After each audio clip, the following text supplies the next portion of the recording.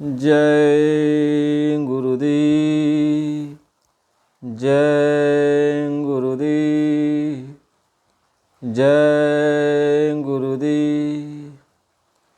परम पुरुष गुरुदेव जी, जय गुरुदेव नाम। अलख अगम की पार में स्वामी तुम्हें प्रणाम। कोटि कोटि करूं वंदना, अरब खरब प्रणाम। चरण कमल बिसरू नहीं, जय गुरुदेव नाम। जय गुरुदेव। परम पूज्य स्वामी जी महाराज, आप सभी प्रेमी सत्संगी भाई बहनों, ग्रामवासियों, माता पिता, नर नारी, बच्चे बच्चियों, गुरु महाराज जी के चरणों में सादर जय गुरुदेव। आप सभी भाई बंधुओं, इस सत्संग के माध्यम से आप सबको गुरु महाराज जी के वचन सुनाए जा रहे हैं और ये मालिक के वचन आप ध्यान से सुनिए। ये गुरु महाराज जी के एक एक वचन को अपने हृदय में उतार लीजिए। समय पर यही वचन औषधि बन जाता है, दवा बन जाता है। जब कोई दवा काम नहीं करती है तो मालिक के वचन ही औषधि बन जाते हैं, दवा बन जाते हैं, यही दुआ का काम करने लगते हैं। तो गुरु के वचन को हमेशा याद रखना चाहिए। देखो, यह शरीर में क्रोध एक आग है, आग। जैसे अभी आग जला दो तो कूड़ा कचरा यदि सामने रहे तो उसको भी जला देगा, और अच्छी वस्तु भी रहे उसको भी जला देगा। कीमती से कीमती सामान को भी जला देगा और ख़राब से ख़राब सामान को भी जला देगा।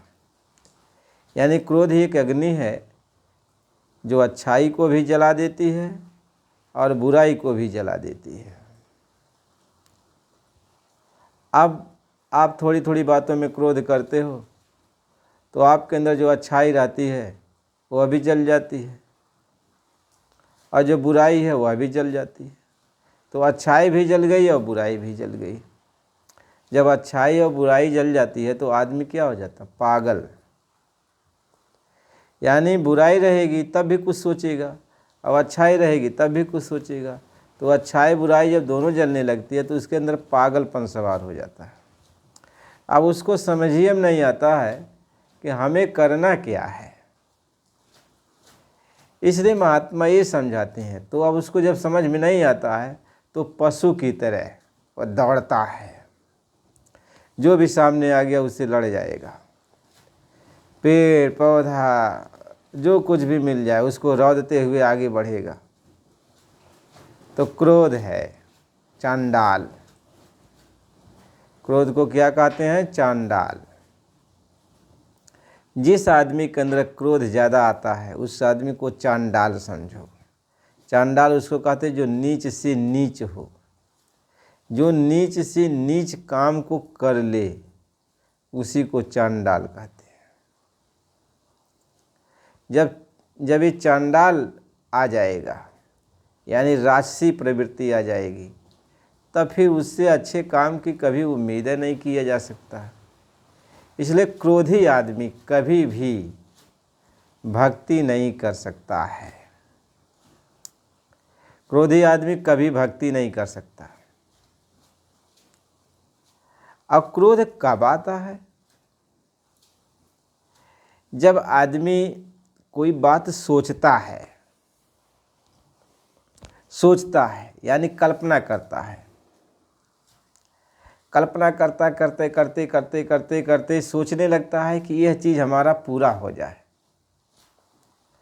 अब यह चीज़ पूरा करने के लिए अब यह नहीं सोचेगा कि हम अच्छा रास्ते पर चल रहे हैं कि हम बुरा रास्ते पर चल रहे हैं, हमारे द्वारा अच्छाई हो रही है कि बुराई हो रही है, वह उस काम को जो सोच रहा है, उस काम को पूरा करने में वह लग जाता है। अब वो अच्छाई से पूरा हो या बुराई से पूरा हो उसको ये नहीं पता चलता, वह उसको पूरा करने में ही लग जाता है। तब उसको कहते हैं अब वो काम, यानी अब जो सोच रहा है। अब वो हमें कोई आके रोड़ा डाल दिया, नहीं तुम यह काम क्यों कर रहे हो, इस काम को नहीं करने देंगे, तो वो उसके अंदर तो काम आ ही गया है कि करने के लिए चाहे जैसे करे, तो उस आदमी से लड़ बैठेगा। यानी काम में जब विघ्न पड़ता है, विघ्न पड़ गया तो उसके अंदर क्रोध जागृत हो जाता है। अब ये क्रोध क्यों जागृत होता है? स्वार्थ बस जागृत होता है कि यदि यह काम मेरा पूरा नहीं होने देगा तो मेरा जो स्वार्थ है यह सिद्ध नहीं होगा। जिस स्वार्थ के लिए मैं इस काम को कर रहा हूँ वह मेरा सिद्ध नहीं होगा, रुक जाएगा। तो इसलिए उसके अंदर क्रोध आ जाता है, क्रोध की आग भड़कने लगती है, उस आदमी से भिड़ जाता है, झगड़ा बवाल जो कुछ भी है वो शुरू कर देता है। कहते हैं जब काम में विघ्न पड़ता है तो क्रोध उत्पन्न हो जाता है, और क्रोध उत्पन्न हो जाता है तो यह लोभ के कारण होता है कि यानी उसका स्वार्थ पूरा नहीं हुआ।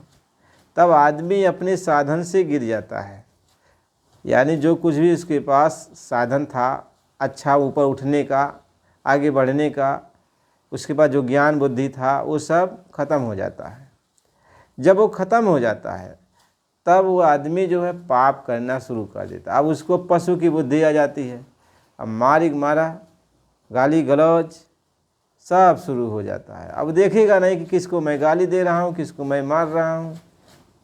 बस अब जब उसका नतीजा कुछ निकल जाएगा तो क्रोध जब उतर गया तब वह पछताएगा, तब कहेगा बड़ी गलती हो गई।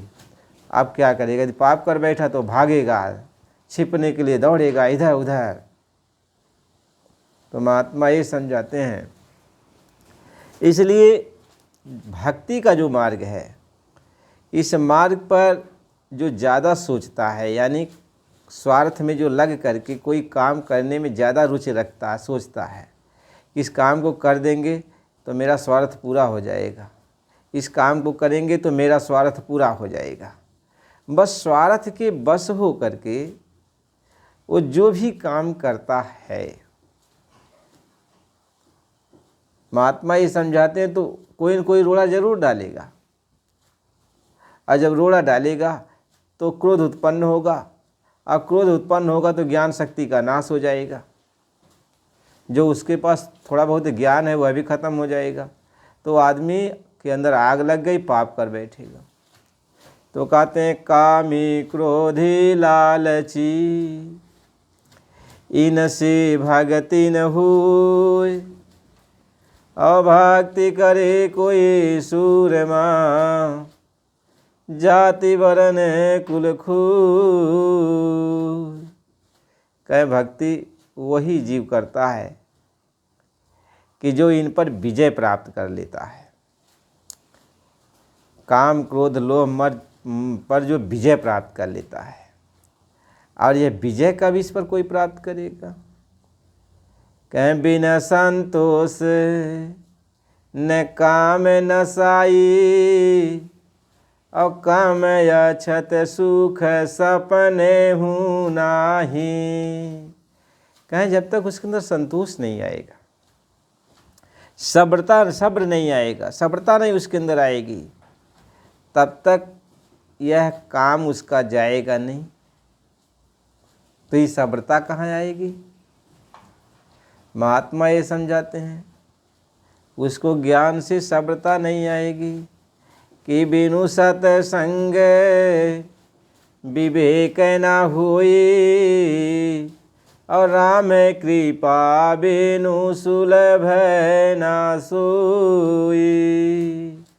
कहें जब तक उसको महात्माओं का सत्संग नहीं मिलेगा, और सत्संग जब मिलने लगता है, सत्संग मिलते मिलते मिलते मिलते उसके ऊपर का जो बोझ है, पाप कर्म का, अच्छे बुरे कर्मों का जो बोझ है, वो जब उतर जाएगा और वो उसका तन मन निर्मल हो जाएगा, साफ हो जाएगा, तो जिस काम को वो करने के लिए लालायित था, लोभ लालच में फंसा हुआ था, तो उसकी हकीकत जान जाएगा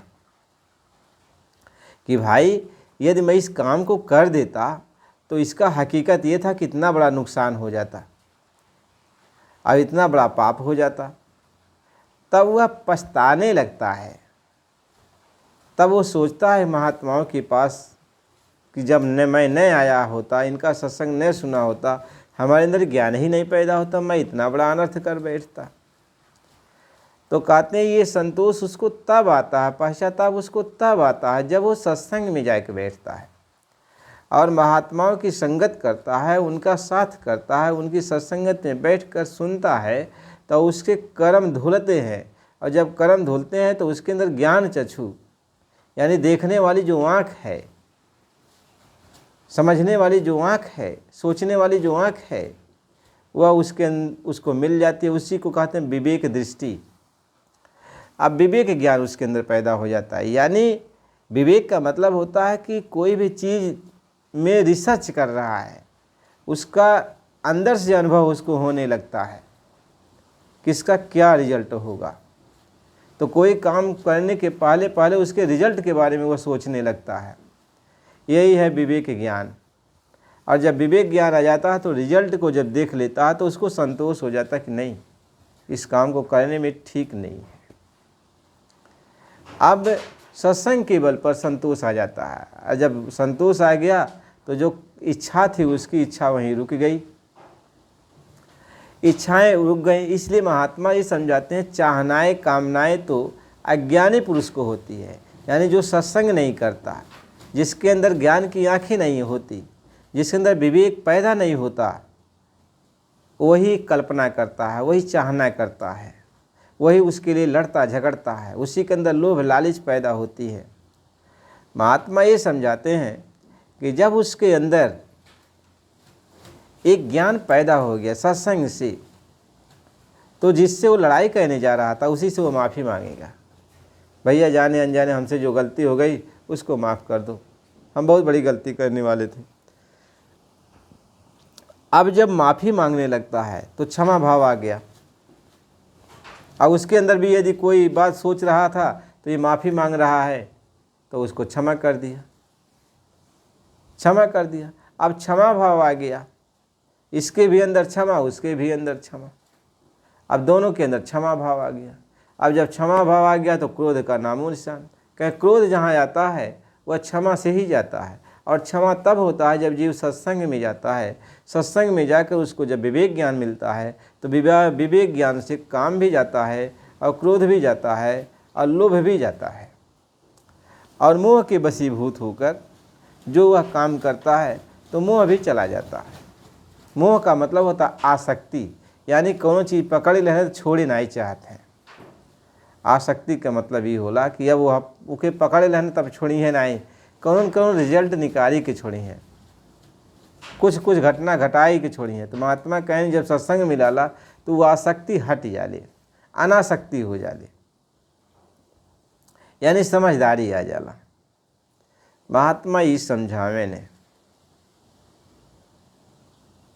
अब सत्संग मिल गया तो अब इतनी बड़ी तूफान से वह जीव बच जाता है।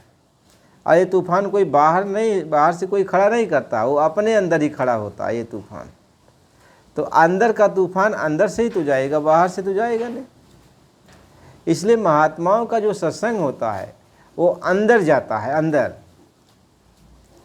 अब अंदर जहाँ जहाँ ये हलचल मच रहा उसी को शांत करता है। कहते हैं बिनु सत्संग विवेक ना होई, और राम कृपा बिनु सुलभ न सोई। कहते हैं बिना सत्संग के ये विवेक ज्ञान पैदा नहीं होता है। इसलिए कहा बिनु सत्संग न हरि कथा, तेहि बिनु मोह न भाग, मोह गए बिनु ना हुए, हरि में दृढ़ है अनुराग। कहते बिना सत्संग के भगवान की कोई कथा ही नहीं है। कथा तो तब शुरू होती है जब सत्संग मिलता है, और सत्संग जब मिल गया तो कथा शुरू हो जाती है। वही कथा है, यानी हरि गुरु की चर्चा करना, भगवान की कथा चर्चा करना, वही कथा है। आत्मा परमात्मा के बीच जो रिश्ता जोड़ने वाला है, यानी जो जोग है, जिसको जोग कहते हैं, गांठ कहते हैं, ये गांठ देने वाला कौन? गुरु। अब गुरु को क्या कह सकते हो आप? जैसे शादी विवाह में दुल्हा दुल्हन को कौन जोड़ता है, गांठ कौन मारता है? वह तो सबसे बड़ा है। यदि वो न गांठ जोड़े तो फिर कैसे गांठ पड़ी? कहें भैया वह गांठ जोड़ी है, वो गांठ जोड़ी है, दुल्हा दुल्हन का रिश्ता बना देने, अब उन्हीं के सब नीच कहाला। महात्मा ये समझावे ने कि सूरत और शब्द, यानी आत्मा और परमात्मा को, यानी सूरत और स्वामी को जोड़ने वाला कौन होता है? गुरु होता है। इसलिए गुरु ने कहा मैं तुम्हारा सेवक हूँ, मैं तुम्हारा सेवक हूँ, मैं तुम्हें जोड़ रहा हूँ। जोड़ो री कोई सूरत नाम से, कहते हैं जोड़ो। के जोड़ी? वो गुरुए जोड़ी, जेके तो कुछ नहीं समझ था, वह जोड़ी, वह शादी ब्याह कराई, वह गांठ जोड़ी। गांठ तीसर केहू नहीं जोड़ सकला। तो महात्मा ये समझावे ने, अब वह जोड़ी है, गुरु जोड़ी है। महात्मा ये समझावे ने, अब गुरु जोड़ देने तब तू परमात्मा से भेंट करवा, परमात्मा के साथ जावा। अब गुरु के कुछ समझते नहीं बाटा। गुरु से कहा था हम दान दक्षिणा दे दहली, तू हमके नाम दान दे दहला, जोड़ दहला भगवान से, तो हम तुमके दान दे दहली, यानी दक्षिणा दे दहली। कैसी बाहरे जौन शादी ब्याह हो जाला तो गांठ जोड़वा मांग लेने, तो कला हाला ले ले, तू गांठ जोड़ ले आला, तो आई गांठ जोड़ाई ले ले, आई पानी पियाई ले ले, गांठ जोड़ाई ले ले। महात्मा यह समझावे ने कि दुनिया यही तरीके से गुरु के दक्षिणा दे के किनारे कह देला। अविनाय कहते हैं कि संसार में जब दुल्हन का विदाई होले तो कि सिवाने के बाहरी तक सब कहाला तू ले आके जाए, उनके पानी उनी पियाए के, उनके घरे पहुँचाए के तबे आया। पहले के युग जमाना यह रहा, तू पानी उनी लेके जाए, उनके साथे चल जाए, उनके घरे ससुरारी छोड़ के तब वहाँ से आवे पानी उनी पियाए।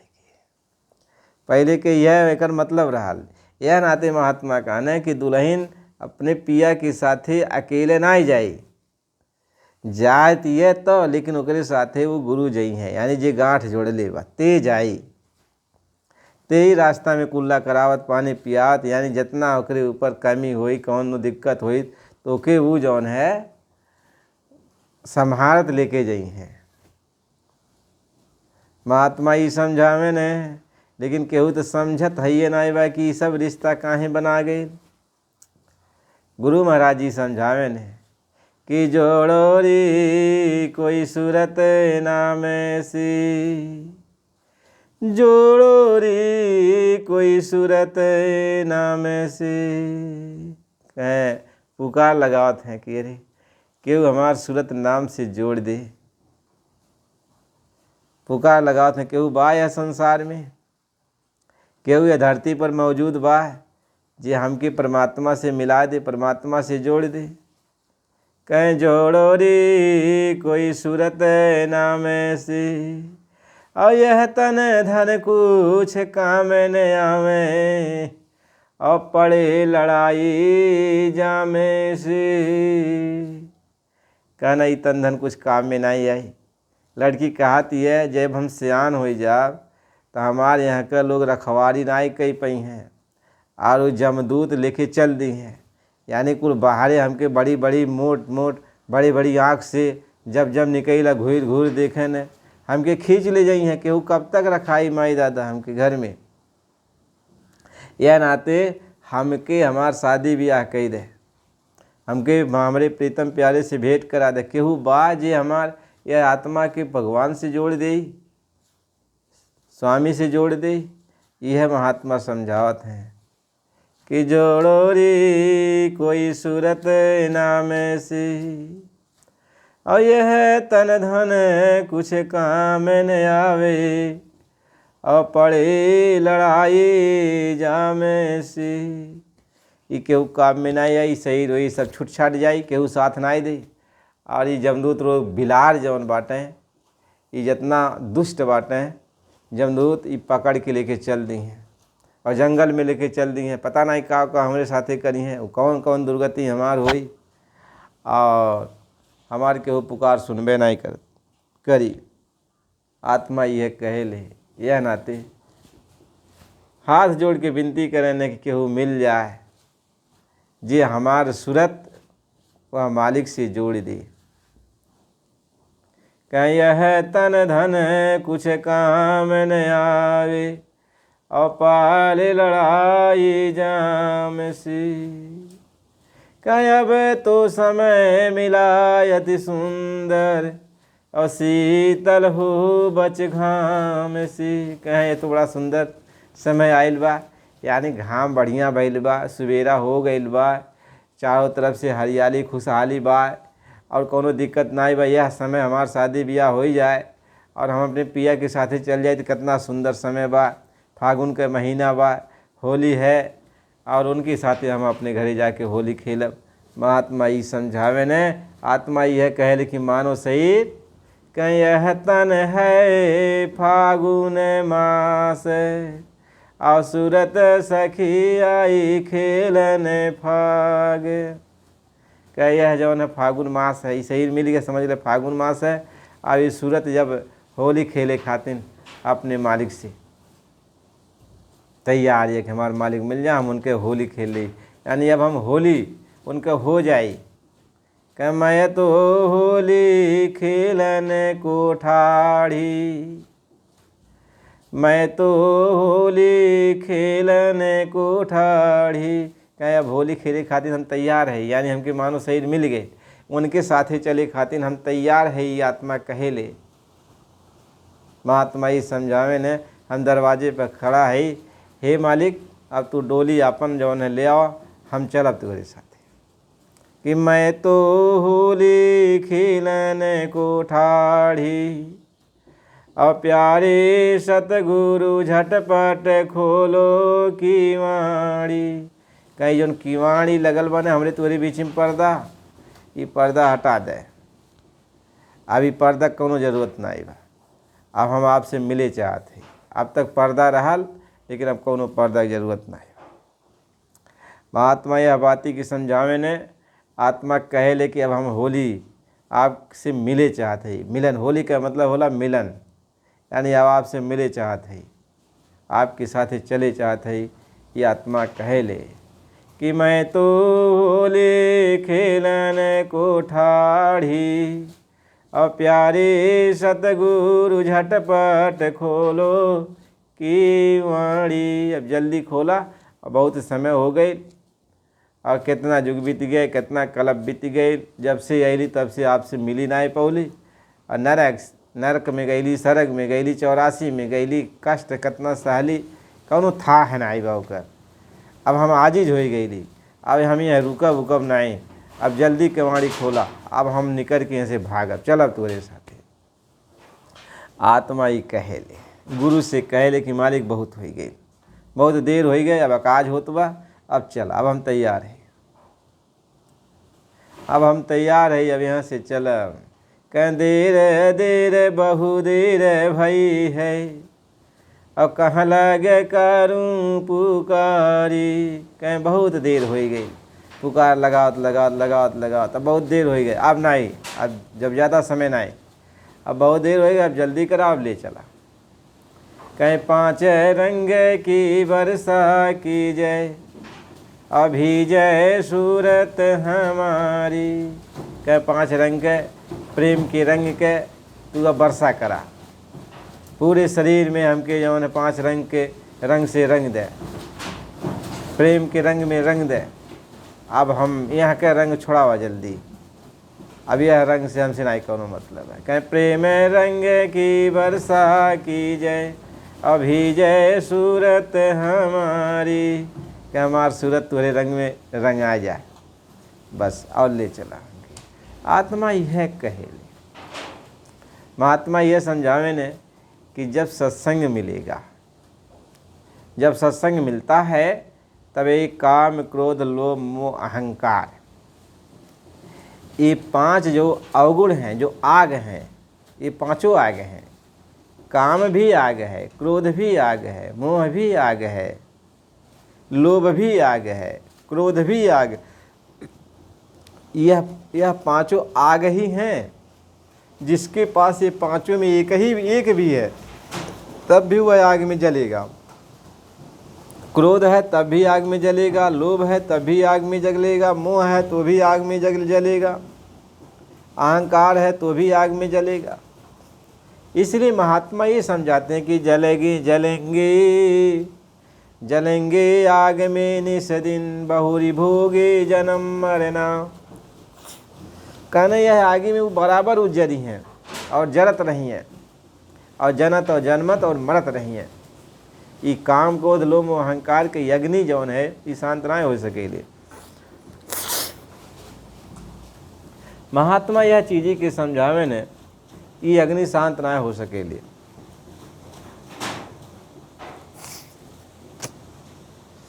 ये काम क्रोध के जौन अग्नि है ये शांत ना हो सकेले। और जेकरे भी कौनो अग्नि लग गए, चाहे काम के अग्नि लग गए तब वो जरत रही है जीवन भर, लोभ के अग्नि लग गए यानी लालच, जे की कर पाई धैली, तो वो मरत रही हैं जिंदगी भर, जरत रही हैं। और मोह लग गई, मोह माया में फंस गई बाटे। अब उनके खातिर कहाँ जात बाटे, हमेशा निगरानी में लगल रही हैं। वो हमके छोड़ के यहाँ से वहाँ न जाए, वहाँ से वहाँ न जाए, वहाँ से वहाँ न जाए। उनके मोह माया में चाहे जौन कई रही हैं उनके खातिर उल्टा पलटा, चाहे जौन वो है अग्नि में जरत रही हैं। महात्मा ही समझावे ने काम के अग्नि में जनते बाटा दुनिया जरती है, क्रोध के अग्नि में जरत बाटे, लोभ के अग्नि में जरत हैं, मोह के अग्नि में जरत हैं। ये कुल अग्नि में ये आदमी जर के खत्म हो जाता है। यह नाते महात्मा समझावे ने कि काम और क्रोध बीच बीच में जीव से भाड़ झुकवाई, और कोई ना राह बचने की सब है सतसंग गोहराई। ये कौनो राह बचे कि ना आई बा, यह नाते एक राह सत्संग है। सत्संग में जब जीव जाई तब ये 5 नागन से बच पाई। महात्मा ही समझावे नहीं 5 नाग जौन है इनसे सत्संग में ही वो जाके बच पाई, नहीं तो केहू बच नहीं पाई। 5 नाग हैं जौन वैसा डस लेते हैं, और 25 थी नागिन है इन अंदर में। नाग से कैसो बचला तो नागिन अंदर है, नाग तो बाहरे बाटे और नागिन अंदर है। ये बाहरे फुफकार मारते बाटे, वो अंदर से फुफकार मारते हैं। यहाँ तक कहने 5 नाग 25 नागिन, असूंघत तुरंत मरी, गुरु ने दिनिया जब जड़ी। कहने यह नाते नाम धान बहुत जरूरी पड़ी, सत्संग सुन ही तक नहीं, अब इनकी मारे के बा। सत्संग से तो सब शांत हो जाई हैं, विवेक ज्ञान पैदा हो गए, लेकिन एक साथे साथे महात्मा ही समझावे ने तुमके अब वो जड़ी के जरूरत पड़ी कि जौन ई जड़ी तू सूंघ लेबा तो 5 नाग और 25 नागिन बेहोश हो जाइए। तो वो जड़ी सतगुरे दी हैं, उनके सत्संग सुना इतना जल्दी वो देवो नहीं करते हैं। वो विचार करिए कि जौन हमार जड़ी अपने पास रखी कि नहीं रखी कि बहा दे, यह नाते उनके सेवा करे पड़ाला। गुरु के सेवा करा, गुरु के सेवा करत जब गुरु खुश हो जाए तो वो जब कहिए मांगो बच्चा क्या चाहते हो, कहें हमके बस अपने घर चलने के मार्ग बता दिहल जा और हमके अपने साथी ले चलल जा, तब वो जड़ी दी है, कहें ये जड़ी ले लें। वो जड़ी दी है, कहीं अपने मुंह में डाल ले। कहीं गुरु ने दीनी मोही अजब जड़ी, गुरु ने दीनी मोही अजब जड़ी। सोई जड़ी मोही प्यारी लगत है, अमृत रसन भरी। गुरु ने दीनी मोही अजब जड़ी। कहने गुरु बहुत अजब जड़ी देने, ओकर बेहन नहीं कल जा सकला। कहने एक अपने मुँह में डाल दे, अपने जवानी पर रखा तो जैसे कहें 5 ना गए 25 नागिनी, सूंघत तुरंत मरी। गुरु ने मोही दीनी अजब जड़ी। कहना ये नाग नागिन दुनिया खा गई ने। कहीं यह कारी ने सब जगह खाया, और सतगुरु देख डरी। गुरु ने दीनी मोही अजब जड़ी। कहना सबके खा गई ने, क्यों बचल नहीं संसार में। लेकिन जब सतगुरु मिल जाई हैं, और सतगुरु जब वो जड़ी दे दे न, तब ये सब डेरा जाने। आ दुबुक जाई हैं, जहाँ रही हैं वहीं दुबकल रही हैं। एकदम मालूम है कि अब जियते नहीं बाटे, एकदम मूर्छित हो के सब पड़ल नहीं है एक जगह। उन नाम के प्रताप से कि पलटू नाम के प्रताप से रहो जगत में सोए। अब होनहार होनी नहीं होनी होए सो होए। कद जौन होए बा तौन होई। अब हम निश्चिंत हो के सूतत बाटे। कहाँ से गुरु नाम दे दे न, जड़ी दे दे न, निश्चिंत बाटे। महात्मा ही समझावे न। इसलिए प्रेमी भाई बहनों, ये सत्संग आपको जो मिल रहा है इसको आप सुनिए, और चैनल को लाइक कीजिए, सब्सक्राइब कीजिए। अरे करो, हम भी तो आपके अपने हैं। और सत्संग सुना करोगे तो थोड़ा दिमाग खुल जाएगा, विवेक ज्ञान पैदा हो जाएगा, और बहुत कुछ सत्संग में मिलेगा। आत्मा की जागृति होगी, परमात्मा से मिलने की चाह पैदा होगी। जय गुरुदेव।